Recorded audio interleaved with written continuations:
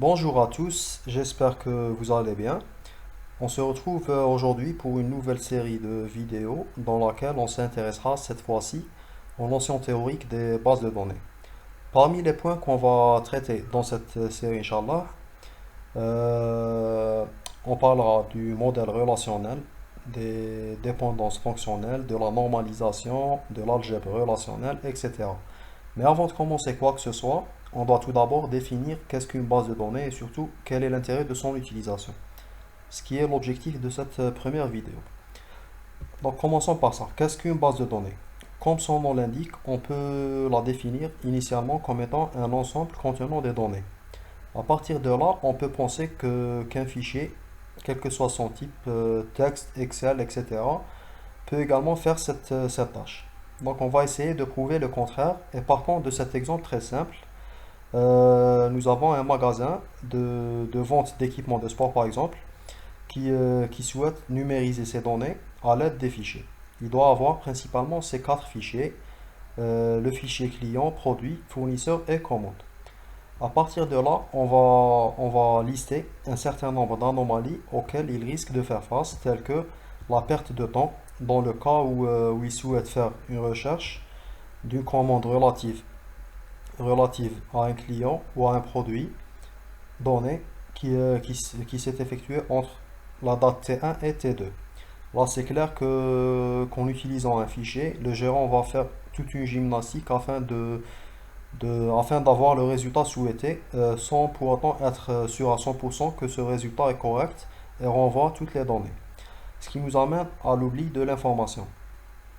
Ce pauvre gérant aura également beaucoup de temps à perdre s'il souhaite modifier ces données selon un certain critère.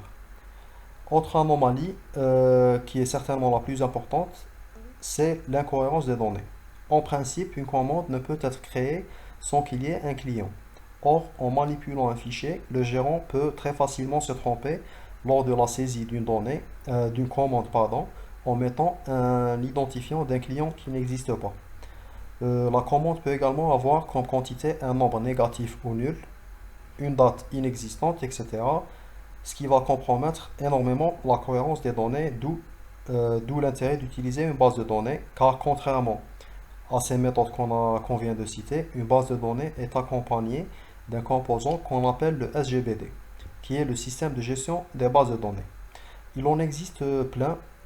Parmi les plus utilisés, on peut parler d'Oracle, d'SQL Server, PostgreSQL, MySQL, etc.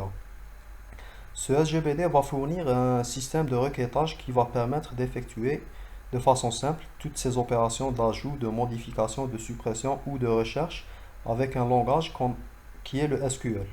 Et c'est à travers nos requêtes que ce SGBD va manipuler les données physiques afin de nous retourner le résultat tout en garantissant quatre propriétés sur les transactions ou sur les opérations. Ces propriétés sont caractérisées par l'acronyme ACID. La première propriété, c'est l'atomicité. Supposons qu'on a comme opération un transfert bancaire d'un compte A vers un compte B. Il est clair que pour cette transaction, elle est formée de deux opérations. Il s'agit de débiter le compte A, puis de créditer le compte B. L'atomicité garantit qu'on ne peut séparer ces deux opérations de retrait et d'ajout. Si jamais une des deux opérations de la même transaction échoue, c'est toute la transaction qui ne sera pas effectuée. Donc en gros, pour que la propriété d'atomicité soit respectée, il faudra que la transaction se complète ou qu'elle ne se fasse pas du tout. La deuxième propriété, c'est la cohérence. Celle-ci assure que chaque transaction amène le système d'un état valide à un autre état valide en respectant toutes les contraintes d'intégrité telles que les clés primaires et les clés étrangères. La troisième propriété, c'est l'isolation. Toute transaction doit s'effectuer comme si elle était la seule sur le système. Aucune dépendance n'est possible entre les transactions. Donc supposons qu'on a deux transactions T1 et T2 qui s'exécutent simultanément. Donc chacune de ces deux transactions doit être indépendante de l'autre. Prenons donc cet exemple de ces deux transactions T1 et T2. Pour la transaction T1, elle est formée de deux opérations, la réduction de A de 10, puis l'augmentation de B de 10, ce qui est le cas de la deuxième transaction. Ces deux transactions sont isolées si elles sont exécutées suivant cet ordre. Car si, par exemple, la transaction T1 échoue après sa première action, le SGBD va effacer ce résultat partiel, qui est la réduction de A de 10, avant de commencer d'exécuter la transaction T2. C'est-à-dire que T2 va s'exécuter sur des données valides. Enfin, on a comme quatrième propriété la durabilité. Cette propriété assure que lorsqu'une transaction est confirmée et exécutée, elle est réellement enregistrée et non volatile. Donc, c'est-à-dire que même si notre machine est éteinte de façon normale ou suite à une panne d'électricité ou autre, lorsqu'on réallume la machine, l'état de nos données est maintenu. Voilà, donc maintenant qu'on a vu les propriétés acides, qu'on appelle aussi l'acidité d'une base de données, on va voir comment ces données sont organisées selon les différentes granularités et commençons par celle qui regroupe le tout, qui est la banque de données. Cette banque de données est formée d'un ensemble de bases de données.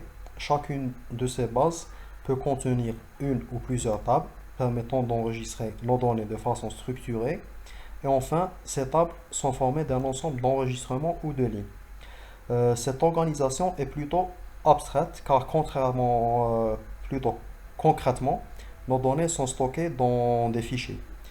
Nous, en tant qu'utilisateurs, on va pas manipuler ces fichiers car c'est justement le rôle du SGBD. Dans ce processus de manipulation de données, le SGBD va se baser sur quatre composants clés qui sont les suivants. On a le moteur SQL. Ce composant va réaliser les manipulations sur les fichiers physiques à partir de nos requêtes afin de nous retourner les résultats. On a aussi le catalogue dans lequel le SGBD va stocker plein d'informations telles que la liste des contrôles d'accès, précisant si tel ou tel utilisateur a le droit de manipuler telle ou telle base, telle ou telle table, etc. On a également le langage de requête qu'on utilisera pour nos requêtes, qui est le SQL. Euh, une fois que nos requêtes sont saisies, ces dernières seront traduites en commande par le processeur de requête avant d'être exécutées par le moteur SQL. Donc pour conclure, le processus de notre requête sur n'importe quel SGBD est le suivant. On commence par soumettre notre requête SQL au SGBD. Le processeur de requête va transformer ce script SQL en commande en déterminant le plan d'exécution. Voilà, donc ensuite le catalogue va vérifier si l'utilisateur en question a le droit de faire toutes les opérations nécessaires au plan d'action établi.